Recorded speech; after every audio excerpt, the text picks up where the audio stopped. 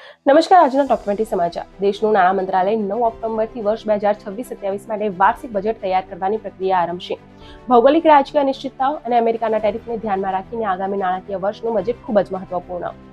આણંદ જિલ્લાના આંકલાવના નવાખલની ગુમ 5 વર્ષીય બાળકીનો ચોથા દિવસે નિઝામપુર પાસેની મિની નદીમાંથી મૃતદેહ મળ્યો. બાળકી ઉપર જબરદસ્તીથી દુષ્કર્મ ગુજાર્યાનો પીએમ રિપોર્ટમાં ખુલાસો. હત્યારા અજય પડિયારે બાળકીનું ગળું દબાવીને કરેલી હત્યા. આણંદ અમૂલ ડેરીની ચૂંટણીમાં 4 ઉમેદવારોના ફોર્મ રદ મામલે 4 સપ્ટેમ્બરે હાઈકોર્ટમાં સુનાવણી.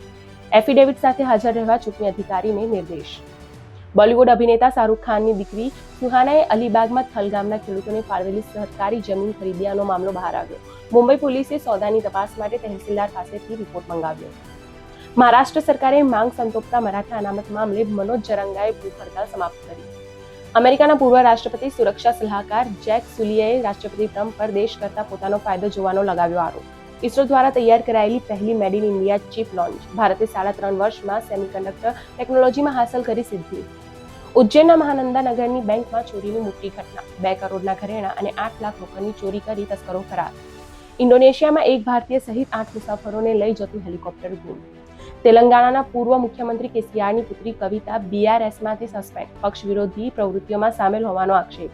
બોગસ પીયુસી રોકવા વાહન વ્યવહાર વિભાગનો નવો નિયમ. વાહનનો ફોટો પોર્ટલ પર અપલોડ કરવો પડશે. પીયુસી ન હોય તો ₹500નો દંડ.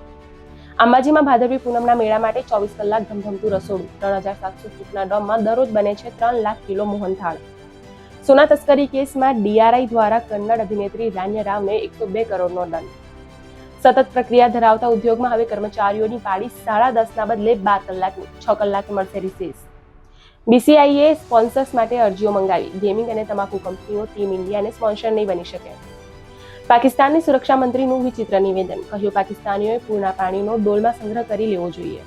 ગુવાહાટીની આઈટીઆઈએ પાણીમાંથી કેન્સરજન્ય પ્રદૂષકોને પારખી શકે તેવું નેનો સેન્સર બનાવ્યું. મોન્સૂનની પેટર્ન બદલાઈ. 24 વર્ષમાં પહેલીવાર મોન્સૂનની વાદળો હિમાલય પર કરીને તિબેટ સુધી પહોંચ્યા. પંજાબમાં 37 વર્ષ બાદ વિનાશક પૂરથી 30ના મોત. 2 લાખથી વધુ લોકો અસરગ્રસ્ત. આજે રાત્રે 8 વાગ્યાના સુમારે પૃથ્વીની નજીકથી વિમાન જેવું લઘુગ્રહ 28 માઇલની ઝડપે પસાર થશે.